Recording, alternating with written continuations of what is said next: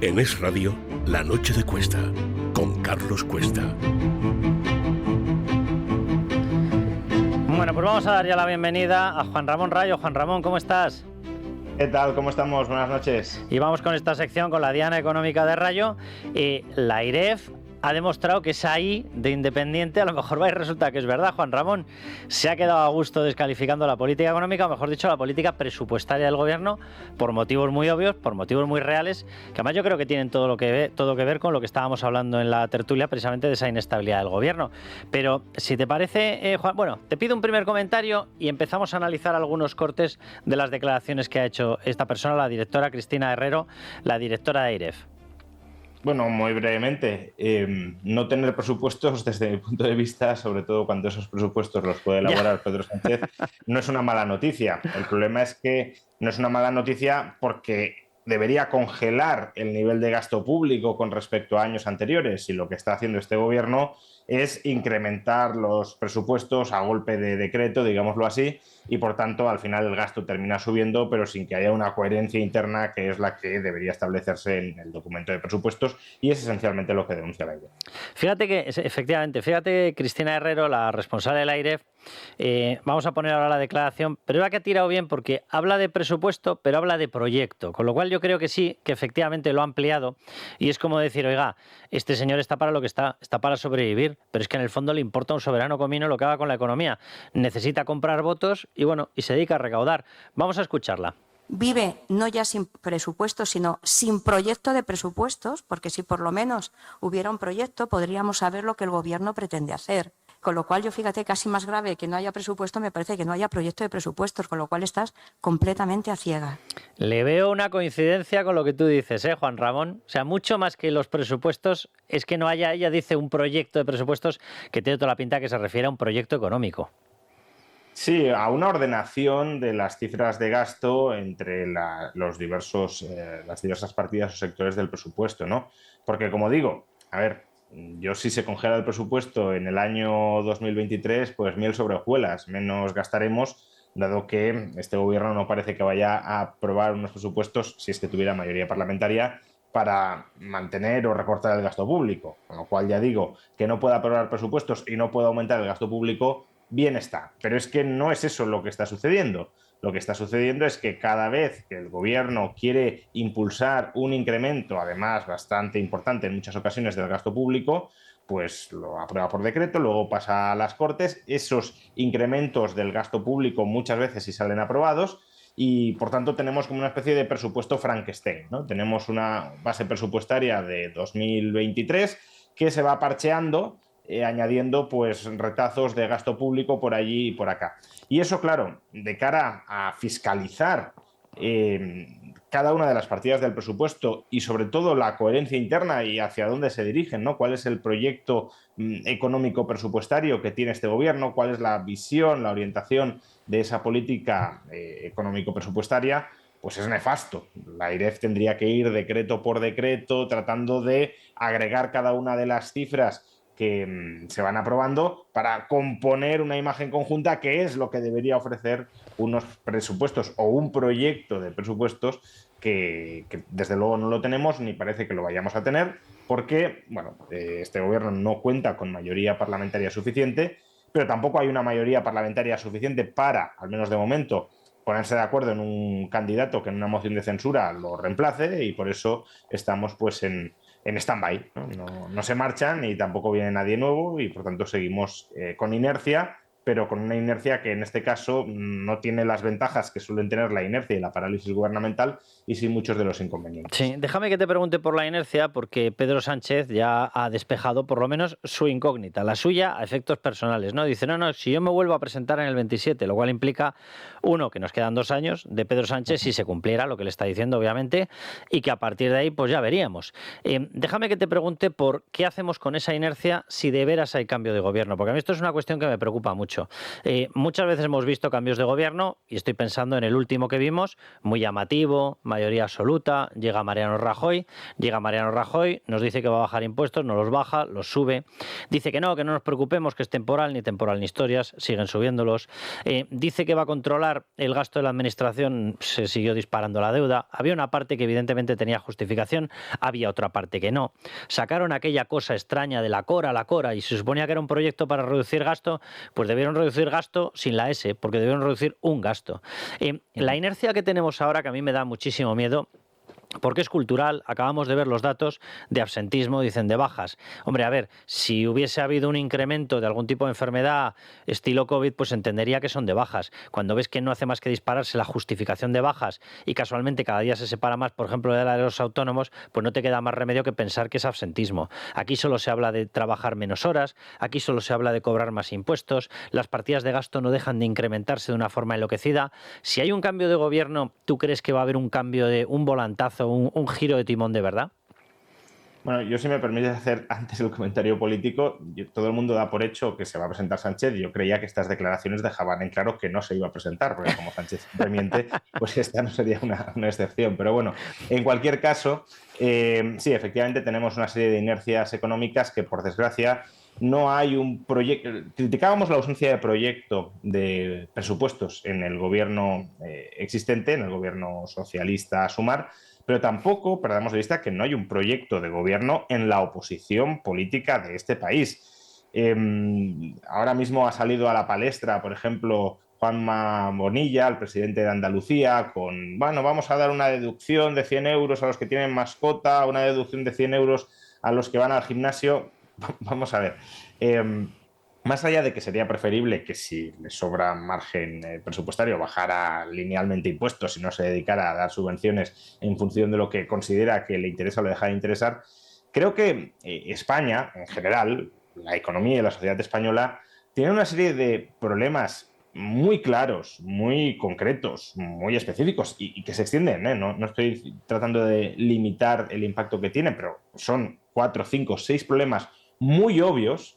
Pues inmigración, mercado laboral, mercado de la vivienda, pensiones, transición energética, tal como se lo llama ahora, pero vamos, problema de abastecimiento de energía, podríamos añadir también educación, etcétera, pero estos son algunos de los principales, y la oposición política debería estar enfocando todo su discurso y todo su argumentario para dar una respuesta coherente a todos estos problemas. Y lo que vemos son globos sonda, fuegos de artificio, pero sin ningún tipo de coherencia interna. Y claro, al no existir ese proyecto realmente pensado, con cabeza, coherente, que te permita llegar al poder y tener un horizonte hacia el que dirigirte, si existiera el proyecto, ya podríamos pensar que hay incentivos para que no lo apliquen, para que se terminen desviando, como le ocurrió a Mariano Rajoy, que decías tú antes. Pero es que si no existe el proyecto, pues van a ir como pollos sin cabeza, sin saber qué hacer. Es decir,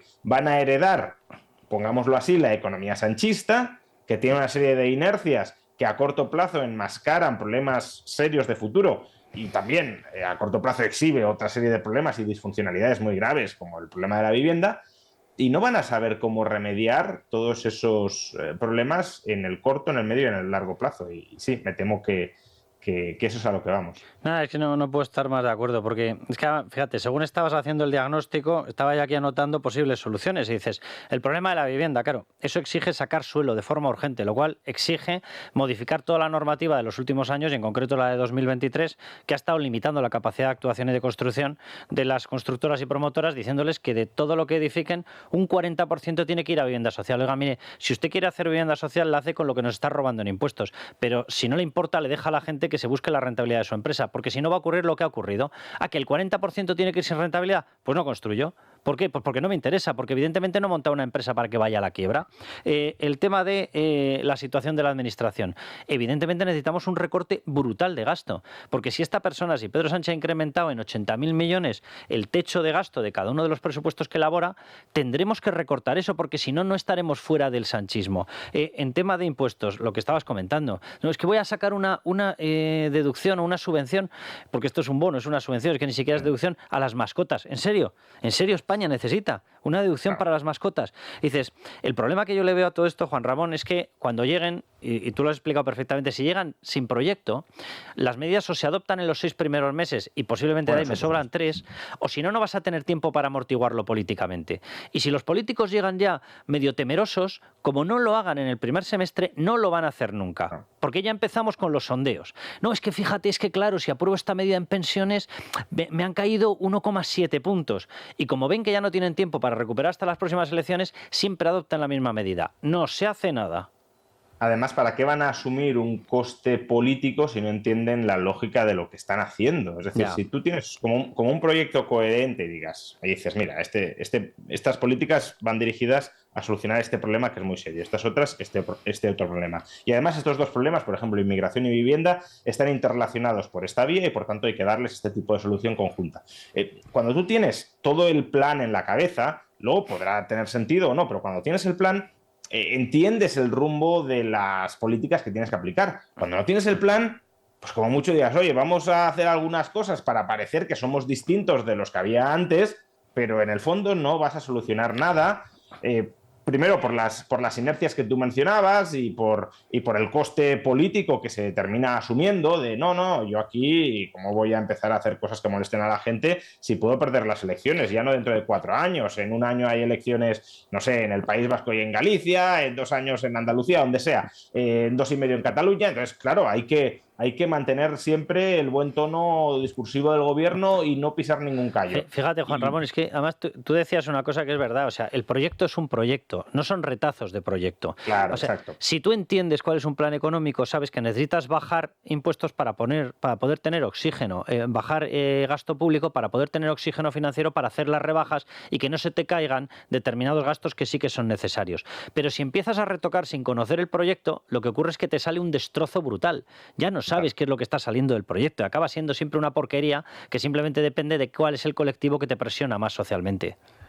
Efectivamente, por eso muchas veces esta reivindicación tan antigua de presupuestos de base cero, de oye, repensemos desde cero toda la lógica presupuestaria, porque los presupuestos se suelen elaborar cogiéndolos del año anterior y variando un poquito las partidas presupuestarias en función de los grupos de presión que te presionen más o menos para que aumentes esas partidas. Bueno, pues vale, no va a haber presupuestos de base cero, por desgracia, porque ningún partido los ha aplicado jamás, ni de verdad se lo han creído, pero al menos tener un proyecto de presupuestos en la cabeza, ¿no? Y no existe eso ni en el gobierno, ya lo hemos visto, ni tampoco en la oposición, ni tampoco cómo el proyecto de presupuestos encaja dentro de un proyecto político-económico más amplio, porque los presupuestos son una pata fundamental, pero luego tienes toda la regulación en múltiples sectores que no tiene por qué tener incidencia presupuestaria y que es clave que esté en coherencia con los presupuestos para que las medidas económicas que estés tomando surtan efecto.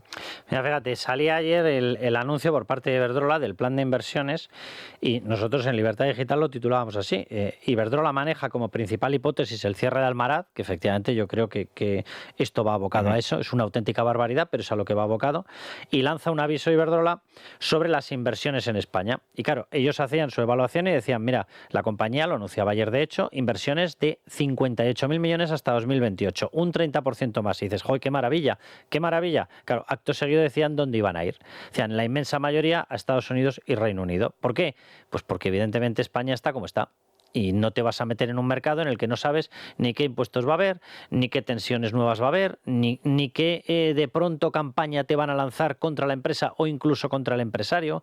Y es muy complicado. Establecer un panorama inversor así es muy complicado. Sí, yo lo que está sucediendo en el mercado eléctrico español creo que es abominable. Lo vimos, lo comentamos la semana pasada con la red de transporte y de distribución y la suspensión de las nuevas conexiones que solicitan las empresas.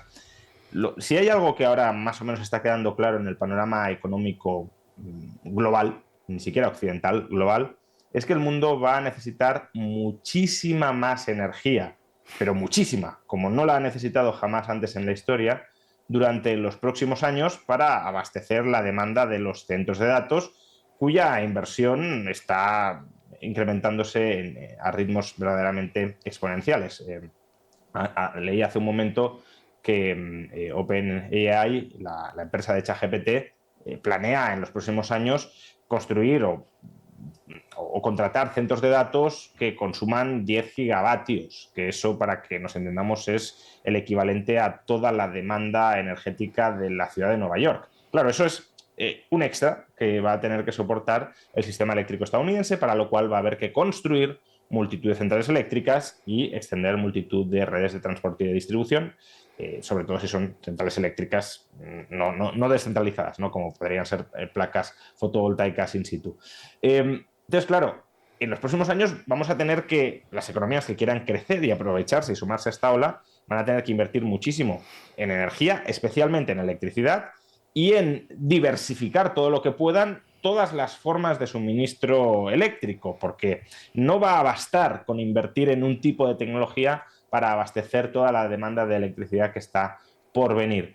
Y claro, que en ese contexto, en España, tengamos centrales nucleares ya amortizadas, perfectamente funcionales, y las estemos cerrando cuando Estados Unidos está reviviendo la demanda de energía nuclear, porque es un suministro eléctrico relativamente barato y sobre todo estable y fiable, que es algo fundamental para los centros de datos, pues es un despropósito absoluto. Estamos en ciernes de una revolución en la demanda de electricidad, y centrales eléctricas ideales para ello, que ya tenemos construidas y pagadas, al menos en su coste fijo o en la mayor parte de sus costes fijos, las estamos cerrando con la irreversibilidad que tiene esta decisión, porque muchas veces, claro, no solo se cierra y se deja ahí a la espera por si hubiese que reactivarla en el futuro, que sería carísimo, sino que directamente se desmantela la central nuclear, es decir, que ya no hay opción de volverla a poner en funcionamiento en el futuro. Por tanto, creo que es un disparate de planificación de política energética que, de nuevo, da muestras de la falta de proyecto económico en el medio y largo plazo. Atendemos o apagamos los fuegos ideológicos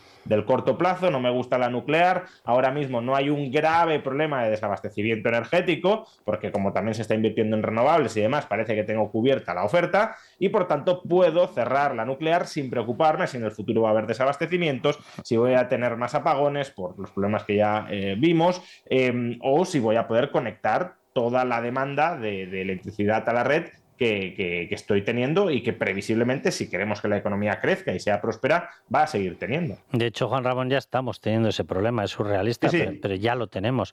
Sí, pero es que dentro de 2, 3 o 4 años, el orden de magnitud de ese problema es que va a ser una evolución exponencial totalmente. Va a ser brutal, totalmente. Déjame que le expliquemos a la gente, porque claro, la gente nos estará escuchando y estará diciendo, a ver, ¿y entonces por qué Standard & Poor's acaba de elevar el rating de España por primera vez de 2019? Que es verdad que lo ha relacionado con el tema de inmigración e inflación, pero vamos a explicarlo, Juan Ramón. Sí, básicamente la solvencia de un Estado depende, en la métrica más sencilla que existe, de la relación entre su deuda pública y su PIB. La deuda pública de España ha seguido creciendo, es decir, en términos absolutos está en máximos históricos, no es que se haya reducido, pero durante los últimos años la deuda pública ha crecido a un ritmo inferior al PIB nominal. ¿Qué es el PIB nominal? Pues el valor de todo lo que produce la economía, todo producto final que produce la economía durante un año. El valor medido por los precios actuales. Entonces, como España ha visto incrementado su PIB real, es decir, la cantidad de productos por el efecto de la inmigración, cada año entran 300, 400, 500.000 personas, muchas de las cuales se ponen a trabajar y a producir, más producción, y sobre todo también por la inflación, es decir, los precios han subido, lo mismo que producíamos antes ahora vale más en términos de euros corrientes, pues entonces el PIB nominal ha experimentado un crecimiento muy superior al de la deuda pública. Y eso ha llevado a que la ratio entre deuda pública y PIB haya mejorado en el sentido de que haya bajado, no todavía a los niveles presanchistas, no perdamos esto de vista, pero sí básicamente que todo el endeudamiento que acumulamos durante el COVID, pues básicamente se haya diluido por este doble efecto de inmigración e inflación. Esto no es un caso excepcional de España. Si miramos Grecia, que es otro país que estaba muchísimo más endeudado que nosotros, durante los últimos años ha reducido mucho más su ratio de deuda sobre PIB y, de hecho, las agencias de calificación han mejorado mucho más su rating que en el caso de España, es decir, lo han elevado en un mayor número de ocasiones. Pero España no es una excepción a este fenómeno, inflación más inmigración, que no deja de ser, sobre todo el lado de la inmigración, pan para hoy y hambre para mañana, porque, por desgracia, con el estado de bienestar redistributivo que tenemos, la entrada de inmigrantes, digamos, de cualificación media-baja, es decir, con niveles de renta medio-bajos, al menos de momento, supone que en términos netos ese estado de bienestar termina a lo largo de toda su vida, no de inmediato, pero sí a lo largo de toda su vida, redistribuyendo recursos en su favor. Es decir, que la entrada de un inmigrante en términos promedio no genera un superávit en el presupuesto público, sino un déficit. Y cuantos más inmigrantes de este tipo entren, salvo que modifiquemos el estado de bienestar y las reglas redistributivas, que sería, a mi entender, lo que habría que hacer, pues si eso no cambia, lo que estamos es importando personas que a corto plazo te generan un cierto impulso a la actividad económica y a la recaudación fiscal, pero a medio y largo plazo te generan una carga fiscal neta y, por tanto, un endeudamiento que no está sobre las cifras. Pero, bueno, de momento, aparentemente la situación financiera de España va mejorando y en el futuro, dentro de 15, 20 o 25 años, pues el que esté gobernando en ese momento, que se las encuentre. Fíjate que de hecho Standard & Poor's, lo digo antes de que empiece, que lo hará el Partido Socialista o el Gobierno, a decir, veis, hasta Standard & Poor's nos respalda. Standard & Poor's ha metido un parrafito en el que dice expresamente que ha señalado que reducirían la calificación ante un deterioro presupuestario que provocara una posible reversión de las recientes mejoras en las dinámicas de deuda externa y gubernamental. Vamos, lo que estabas diciendo, Juan Ramón, vamos a ver, tenemos que analizar el pan para hoy, el día que tengamos que analizar el hambre para mañana, pues ya hablaremos. Sí, eso es, efectivamente. Y por cierto, sobre la deuda exterior, que la has mencionado y se refiere a ello Standard & Poor's, eso no tiene que ver con el gobierno, eso tiene que ver con la dinámica de la economía española. Totalmente. Que desde el año 2012-2013 cambió su dinámica de los últimos 30-40 años y pasó de ser una economía que importaba más de lo que exportaba a ser una economía cuyo sector privado exporta más de lo que importa. Incluso podríamos decir, aquí con toda claridad, a pesar del gobierno, porque el déficit público que siguen teniendo las administraciones públicas, lo que hace, por efectos de contabilidad del sector exterior, lo que hace es detraer parte de ese superávit exterior. Es decir, si España tuviese equilibrio presupuestario o superávit presupuestario, el superávit exterior, la diferencia entre lo que exportamos e importamos, sería todavía mayor de lo que ya es y, por tanto, reduciríamos todavía más nuestra deuda externa, aparte de nuestra deuda pública. Por tanto, bueno, la economía española tiene cosas buenas, no todo es negativo, pero hay problemas muy serios que no se atajan y que, además, muchos de ellos se manifestarán con mucha crudeza en el medio y largo plazo. Fíjate, Juan Ramón, que sí, cada día lo pienso más, que la principal nota positiva de la economía la tiene la capacidad que tenemos los españoles, en particular y empresas, de demostrar que esté quien esté y nos saquee lo que nos saquee fiscalmente y haga las barbaridades que haga. Es verdad que España tiene una capacidad productiva propia, es verdad que tiene una capacidad de innovación, es verdad que tiene una capacidad tecnológica, es verdad que tiene una capacidad empresarial. O sea, es verdad que España tiene un potencial brutal. La pena es que estemos todo el santo día viendo cómo pues políticas como las de Irlanda nunca jamás se aplican aquí, viendo cómo políticas de captación de empresas, que me da lo mismo, o sea, si no es por signos políticos, pero por ejemplo el sistema tributario en Hungría lo han adaptado para atraer empresas. Y eso ya no es una cuestión de la ideología del uno o del otro, no. Han pensado, bueno, es que de hecho hemos llegado a tener gobiernos con un tinte y con una integración comunista en Portugal que han tenido una política tributaria mucho más lógica que la nuestra. Sí, es que lo comentábamos la semana pasada, que la red eléctrica esté saturada en un 90% y que no podamos atender demandas de conexión empresarial a la red eléctrica porque no da más de sí. Imagínate el potencial de crecimiento y de aumento de productividad que estamos dilapidando ahí. Es decir, empresas que quieren invertir en España, que quieren generar riqueza en España, que quieren contratar a trabajadores españoles, impulsando al alza o la creación de empleo o los sueldos en España, no llegan porque dicen, oye, que yo me quiero conectar a la red eléctrica, que necesito, mi modelo de negocio se basa muy intensivamente en consumir electricidad. Pues no, usted no puede, lo siento, porque es que no tenemos suficiente capacidad de generación ni suficiente capacidad de distribución. Por tanto, pues lo siento, váyase a otro país. Es decir, con lo que ya tenemos y con lo que podríamos tener si no hubiese obstáculos políticos a todo ello, pues desde luego podríamos ser una economía muchísimo mejor de lo que somos ahora mismo. Juan Ramón, que un placer. Un placer, como siempre. Hasta la próxima. Muchas gracias, Juan Ramón. Bueno, pues les doy simplemente dos datos para terminar de resumir lo que está ocurriendo. Supuestamente, y según vende el gobierno, las cosas van bien, y resulta que en España hay 60.000 empresas menos que cuando llegó Pedro Sánchez, y solamente contando con la primera legislatura, hasta 2023, de Pedro Sánchez, la pérdida de poder adquisitivo fue de 6,6 puntos en poder de compra real, mientras países como Irlanda la elevaban más del 20%. Esa es la triste desgracia que nos ha tocado, pero bueno, seguiremos peleando trabajando porque esto cambie, que nadie lo dude. Y hasta ese momento, el de que por fin digamos adiós a la era Sánchez, ya saben, viva España y viva la libertad.